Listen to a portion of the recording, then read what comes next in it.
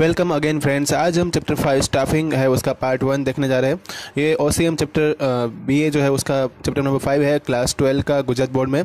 आगे हमने चैप्टर 1 से लेकर 4 तक का पूरा डिस्कशन कर लिया है, तो आप उसको भी देख सकते हो।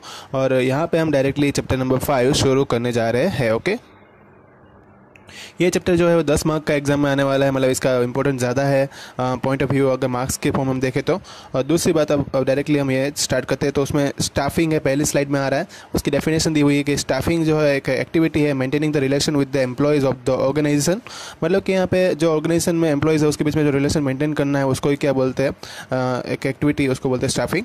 इसका कंसेप्ट ये है कि स्टाफिंग को लोग ऐसा मानते हैं कि एक रिक्रूटमेंट होती है, पर इतना ही नहीं काफ़ी है। उसमें ये भी हम कह सकते हैं कि इसमें हम एम्प्लॉयज़ को एक्वायर करते हैं, उसको ट्रेनिंग देते हैं और उनको मेंटेन करके रखते हैं ऑर्गेनाइजेशन के अंदर, उसको भी क्या बोलते हैं, स्टाफिंग।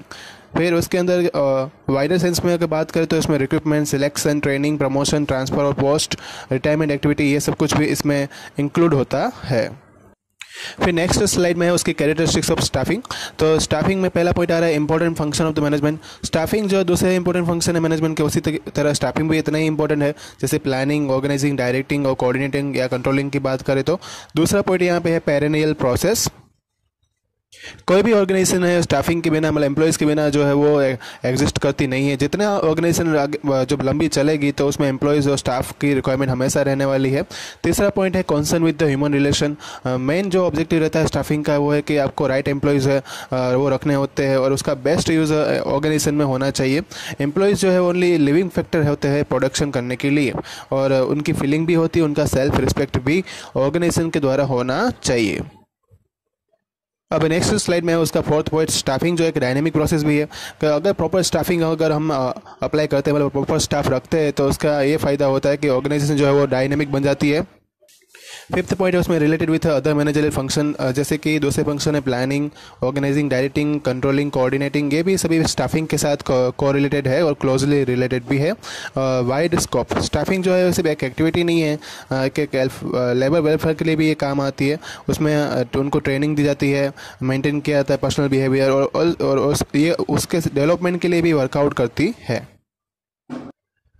नेक्स्ट स्लाइड में उसका इंपॉर्टेंट है स्टाफिंग का क्या है, तो उसमें जो हम बात करते हैं तो नेक्स्ट स्लाइड में ड्राइविंग फोर्स है पहला उसका इंपॉर्टेंट।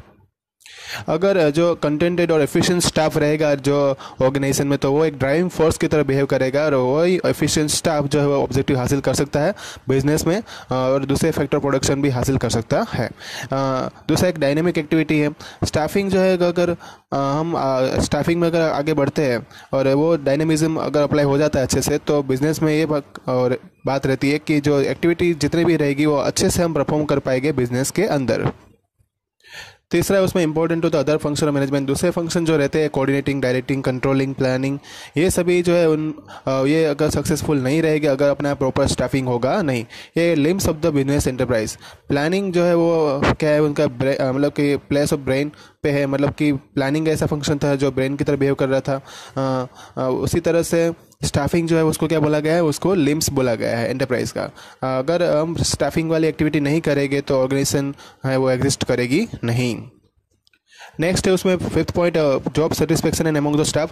अगर स्टाफिंग हम अच्छे से कर पाएंगे तो कंप्लेन और प्रॉब्लम जो होती है एम्प्लॉयज़ की वो भी हम समझ पाएंगे और उसका सॉल्यूशन भी स्पीडीली निकाल पाएंगे, और इसी की वजह से जो स्टाफ मेंबर के बीच में जॉब सेटिस्फेक्शन रहेगा। हार्मोनी इन रिलेशन, स्टाफिंग जो है एक इन्वायरमेंट क्रिएट करती है जिससे एम्प्लॉयज़ के बीच में सेटिस्फेक्शन आता है, उसमें एक रिलेशनशिप एस्टेब्लिश करती है एम्प्लॉयज़ के बीच में और एम्प्लॉयर्स के बीच में, जिससे एक हार्मोनी मतलब समानता मिलती है। एक कंटिन्यूस प्रोसेस भी है। स्टाफिंग जो है वो ऐसा नहीं कि एक बार होगी मतलब कि वो उसके ऊपर ऑर्गेनाइजेशन चलती रहेगी। इसमें स्टाफ जो है वो बिजनेस एक एक्टिविटी में, बिजनेस जब तक एक्टिविटी चलती रहेगी तब तक ये स्टाफिंग वाली प्रोसेस चलती रहेगी, मतलब स्टाफ आता रहेगा, स्टाफ जाता रहेगा। हम यहाँ पे प्राइवेट में और गवर्नमेंट सेक्टर की बात करें तो उसमें भी हम देखते हैं कि हर साल नई नई जो है वैकेंसी निकलती है। क्यों? क्योंकि स्टाफिंग जो है कंटिन्यूस प्रोसेस है, वो हर साल रहने वाली है। नेक्स्ट स्लाइड में है human resource management. Human resource management जो है एक प्रोसेस रहती है प्लानिंग करके रिक्रूटमेंट करने की, जो जिसके थ्रू हम स्टाफ को रिक्रूट कर पाए और उसको डेवलपिंग कर पाए और अपने एंटरप्राइज के ऑब्जेक्टिव उसको अचीव कर पाए। अभी जो बिजनेस एंटरप्राइज आजकल के दिन में जो चलता है उसमें स्टाफिंग जो है उसको मतलब staffing department human resource department की तरह कंसिडर किया जाता है। और स्टाफिंग के अंदर क्या क्या इंक्लूड होता है, तो उसमें रिक्रूटमेंट करना, सिलेक्शन करना और ट्रेनिंग देना। और ह्यूमन रिसोर्सेज मैनेजमेंट जो है उसमें सिर्फ उसका ग्रोथ और डेवलपमेंट जो है पर्सनल एम्प्लॉयज़ का है वही इंक्लूड होता है। मतलब ह्यूमन रिसोर्सेज डिपार्टमेंट और ह्यूमन रिसोर्सेज मैनेजमेंट दोनों अलग अलग चीज़ है। मैं फिर से रिपीट कर देता हूँ, ह्यूमन रिसोर्सेज मैनेजमेंट में सिर्फ जो एम्प्लॉयज़ होगा उसका ग्रोथ और डेवलपमेंट ही दिखा जाएगा, और ह्यूमन रिसोर्सेज डिपार्टमेंट में उनमें रिक्रूटमेंट, सिलेक्शन और ट्रेनिंग ये 3 चीज़ का इंक्लूड होगा। नेक्स्ट स्लाइड में है process of human resources management. तो उसमें 2 पार्ट में उसको डिवाइड किया गया है। पहला पार्ट उसमें आ रहा है concern with the man power planning. Man power मतलब कि हम जैसे इंक्लूड करते हैं उसके हिसाब से उसके 4 पॉइंट बताए गए। पहला पॉइंट उसमें आ रहा है कि पहले ये डिसाइड करो कि कितने स्टाफ की रिक्वायरमेंट है, मतलब to plan for the required staff in organization, और स्टाफ को बढ़ाते जाओ और उसको न्यू अपॉइंटमेंट देते जाओ। और अकॉर्डिंग टू टाइम और सिचुएशन के हिसाब से जो है स्टाफ की रिडक्शन भी होनी चाहिए। मतलब एक बार जब स्टाफ आ जाता है तो ज़रूरी नहीं कि उतना ही स्टाफ पूरे साल चाहिए होता है, कभी कभी हमें स्टाफ को रिडक्शन भी करना पड़ता है। और फिर तीसरा पॉइंट उसमें बताया है कि अप्रोप्रिएट प्लेसमेंट जो स्टाफ को दो, जिससे उनकी वो हमेशा उनका जो मतलब स्किल है वो वहीं पे उसकी अप्लाई हो पाए। फोर्थ पॉइंट ये है कि to keep the staff constantly active and enhance the knowledge. हमेशा स्टाफ को एक्टिव रखो और उसकी नॉलेज हमेशा बढ़ाते जाओ। नॉलेज बढ़ाते जाओ मतलब यहाँ पे स्टाफ को अपने ऑर्गेनाइजेशन के बारे में ज़्यादा से ज़्यादा जानकारी मिले वैसा आप करते जाओ। नेक्स्ट पॉइंट मतलब नेक्स्ट स्लाइड जो उसमें बताया है कि बी में क्या है कि concern with the compensation and development of staff. तो इसमें अब स्टाफ के ऊपर थोड़े 4 पॉइंट बताए गए कि आप जब स्टाफ हमने अपॉइंटमेंट कर दिया है तो उसको वर्क ऐसा प्रोवाइड करो और उसको ट्रेनिंग प्रोवाइड करो जब भी ज़रूरत होती है तब। दूसरा पॉइंट यहाँ पे है कि to provide the conductive environment to the staff, मतलब कि उनको ऐसा एटमॉस्फेयर क्रिएट करो जिससे उनकी प्रोफिशिएंसी इंप्रूव हो पाए। थर्ड पॉइंट यहाँ पे बता रहा है कि proper compensation and benefits staff को दिया जाना चाहिए। फोर्थ पॉइंट है कि आप उनकी पहचान कराओ, उसके रिलेटेड जितनी प्रॉब्लम आ रही है उसकी पहचान कराओ और उसके बाद उसके सॉल्यूशन फाइंड करने की कोशिश करो और उसको इम्प्लीमेंट भी करो। नेक्स्ट स्लाइड में आ रहा है रिक्रूटमेंट। रिक्रूटमेंट जो है एक कंटिन्यूस प्रोसेस है। रिक्रूटमेंट में हम ऐसी बात कर सकते हैं कि जब एंटरप्राइज है वो एस्टेब्लिश होती है, न्यू मतलब नई नई एंटरप्राइज आती रहती है, नई टेक्नोलॉजी आती है, नए सॉफ्टवेयर आते हैं, तो उसके साथ साथ हमें रिक्रूटमेंट करना पड़ता है। जब एग्जिस्टिंग यूनिट जो है वो एक्सपांड करना होता है, जब कोई एम्प्लॉयज़ रिज़ाइन लेता है, कोई एम्प्लॉयज़ मर जाता है या कोई रिटायरमेंट लेता है, तब भी हमें रिक्रूटमेंट की ज़रूरत रहती है। तो हम कह सकते हैं कि उसकी डेफिनेशन क्या बनेगी, recruitment is the process of looking for the probable employees in making them apply for the job. मतलब कि एक प्रोसेस है जो प्रॉपर एम्प्लॉय जो है उनको जो जॉब की ज़रूरत है उसके लिए वो अप्लाई कर पाए, उसी प्रोसेस को क्या बोलते हैं, रिक्रूटमेंट। यहाँ पे सोर्स ऑफ रिक्रूटमेंट जो है उनके उसके बारे में एक टेबल बनाया गया है कि इंटरनल सोर्सेज कौन से रहेंगे और एक्सटर्नल सोर्सेज कौन से रहेंगे। उसकी पूरी डिटेल में हमें जो यहाँ पे डिस्कशन करनी है, ठीक है। तो उसकी 4 स्लाइड है, उसके बाद ये जो प्रेजेंटेशन है वो ख़त्म हो जाएगा। तो पहले हम बात करेंगे इंटरनल सोर्सेज के ऊपर। जब भी उसमें पहले बताया गया कि प्रमोशन पहला उसमें पॉइंट आता है, जब भी कोई पोजीशन या पोस्ट वैकेंट रहती है तब न्यू पोजीशन क्रिएट होती है और प्रमोशन उसको देना चाहिए मैनेजमेंट को कि कौन से बेसिस पे दे सकता है। तो जो एम्प्लॉय जो एग्जिस्ट करता है ऑर्गेनाइजेशन के अंदर, उसकी एबिलिटी, उसकी ऑनेस्टी और उसकी स्किल, लॉयल्टी और क्वालिफिकेशन के हिसाब से उसको प्रमोशन देना चाहिए। दूसरा पॉइंट यहाँ पे है ट्रांसफ़र। तो ट्रांसफ़र में क्या आएगा, जब भी कोई एम्प्लॉयज़ की शॉर्टेज आ जाते हैं डिपार्टमेंट में अंदर, तो डिपार्टमेंट के अंदर जो शॉर्टेज है उसको दूसरे ऑर्गेनाइजेशन या तो दूसरे ऑफिस के थ्रू एक एम्प्लॉयज़ को ट्रांसफ़र करके जहाँ पे उनका सरप्लस हो चुका था वो एम्प्लॉयज़ यहाँ पे आ जाएगा दूसरे डिपार्टमेंट में, और यहाँ पे उसकी जो आएगा एम्प्लॉयज़ उसकी क्वालिफिकेशन, उसकी स्किल, ऑनेस्टी सब कुछ देखा जाएगा, उसके बाद ही उसको कंसिडर किया जाएगा।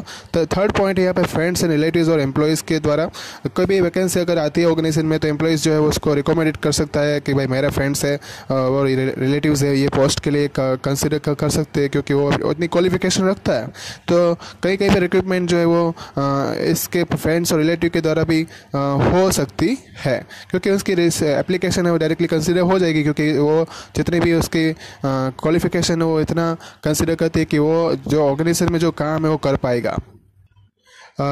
फोर्थ पॉइंट है उसमें रिकॉलिंग रिट्रेंच्ड एम्प्लॉयज़। कभी कभी ऐसा होता है कि ऑर्गेनाइजेशन में कोई रीज़न की वजह से कोई एम्प्लॉयज़ ने जो उसमें से वो चला गया और रिट्रेंच्ड हुआ वो, और बाद में उसकी ज्वाइनिंग है वो वॉलंटरी बेसिस पे हो सकती है। मैनेजमेंट उसको वापस बुला सकता है क्योंकि उसका एक्सपीरियंस, नॉलेज और एफिशिएंसी की जो डिपार्टमेंट को ज़रूरत होती है, तो वो ऐसा भी हो सकता है। फिर फिफ्थ पॉइंट है उसमें प्रमोशन विथ ट्रांसफर्स। इसमें ये बताया गया है कि अगर सिस्टम जो है वो उसमें एम्प्लॉयज़ जो एग्जिस्ट ऑलरेडी करते हैं उसको ट्रांसफ़र किया जाता है उस प्रमोशन के साथ दूसरी ब्रांच में जहाँ पे सेम मैनेजमेंट रहने वाला है, लेकिन एफिशिएंसी जो है उसकी बढ़ेगी, एक्सपीरियंस बढ़ेगा और लॉयल्टी की वजह से उसको ट्रांसफ़र मिलेगा। फिर फोर्थ पॉइंट है उसमें वेटिंग लिस्ट।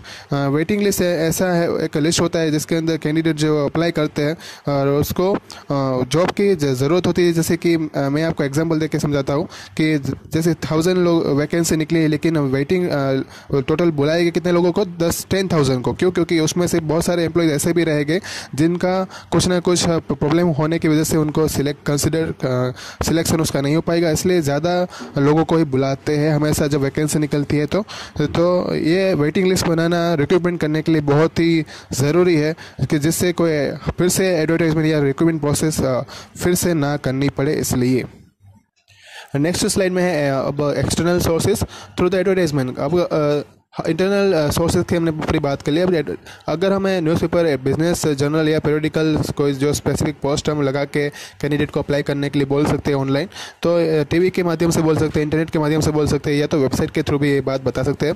फिर एम्प्लॉयमेंट एक्सचेंज के द्वारा भी हम जो एक लिस्ट बना के कैंडिडेट को अप्लाई करने के लिए बोल सकते हैं जो ऑलरेडी जॉब की सर्च में हो सकता है। थ्रू द एजुकेशनल इंस्टीट्यूट, बहुत सारे एंटरप्राइज जो है वो इंस्टीट्यूट रिक्रूटमेंट मतलब कि वहाँ पे उनको जो कैंडिडेट रहते हैं उसको ग्रेजुएशन कंप्लीट करने के बाद उनको जॉब की ज़रूरत होती है, तो डायरेक्टली हम ऐसे टेक्नोलॉजिकल इंस्टीट्यूट का कॉन्टैक्ट कर सकते हैं, कॉलेज और यूनिवर्सिटी का कैंपस रिक्रूटमेंट कर सकते हैं उनका वहाँ, क्योंकि वहाँ पे हमें डायरेक्टली जो ऑर्गेनाइजेशन को जो नॉलेज बेस्ड पर्सन जो चाहिए वो वहाँ से ही डायरेक्टली मिल जाते हैं, और उसका बिजनेस ऑर्गेनाइजेशन में सिंपली जो उनको जैसा टास्क, जैसा स्किल चाहिए होती है वो डायरेक्टली उसको वहाँ से मिल जाती है। तो ऐसे लोगों का सिलेक्शन जो है डायरेक्टली जल्दी से हो जाता है, इसलिए ये सोर्स भी काम आते हैं। फिर फोर्थ पॉइंट है उसमें नेक्स्ट स्लाइड में आ रहा है थ्रू द ट्रेड यूनियन। इसमें जो ट्रेड यूनियन है उसका लिस्ट ऑलरेडी ऑर्गेनाइजेशन में बना होता है। कभी कभी ऑर्गेनाइजेशन में ज़्यादा काम की ज़रूरत होती है, कभी कम काम की ज़रूरत होती है। जब कम काम की ज़रूरत होगी तो वो वर्कर्स को हटा देगी, और जब ज़्यादा काम की ज़रूरत होगी तब वो वर्कर को बुलाएगी। थ्रू द कॉन्ट्रैक्टर्स, कभी कभी कॉन्ट्रैक्ट बनाया जाता है बिजनेस वर्कर्स, मतलब कि वर्कर्स और मैनेजमेंट के बीच में, तो उसको कॉन्ट्रैक्ट के हिसाब से काम दिया जाता है और वर्कर्स को अरेंज किया जाता है, मतलब लेबर को, और उनको कॉन्स्टेंट कॉन्ट्रैक्ट जो है वो चलता रहता है। जब उसकी ज़रूरत होती है तब फिर से उनको बुलाते हैं और फेयर वेजेस पे काम चलता रहता है। रिक्रूटमेंट एट ए गेट, कभी कभी जो ऑर्गेनाइजेशन होती है उसमें जब लेबर की ज़रूरत होती है तो फैक्ट्री के गेट पे ही एक यहाँ पे नोटिस निकाली जाती है, और नोटिस के थ्रू जितने भी वेजेस मतलब लेबर है उसको फेयर वेजेस के साथ जॉब देने का वादा किया जाता है। उसमें ये मेथड जो है वो डेली वेजेस बेसिस पे ज़्यादा सूटेबल रहती है।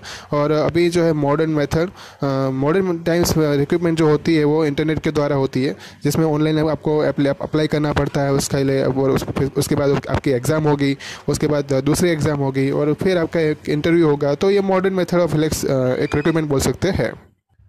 तो ये था आपका पार्ट 1। पार्ट 2 जल्द ही आएगा। अगर कोई डाउट्स है तो आप कमेंट बॉक्स में मुझे बता सकते हैं, ठीक है। तो रिवाइज करते रहना, चैप्टर को देखते रहना, ओके। और कोई डाउट्स है तो मुझे बताना, ओके। Thank you all.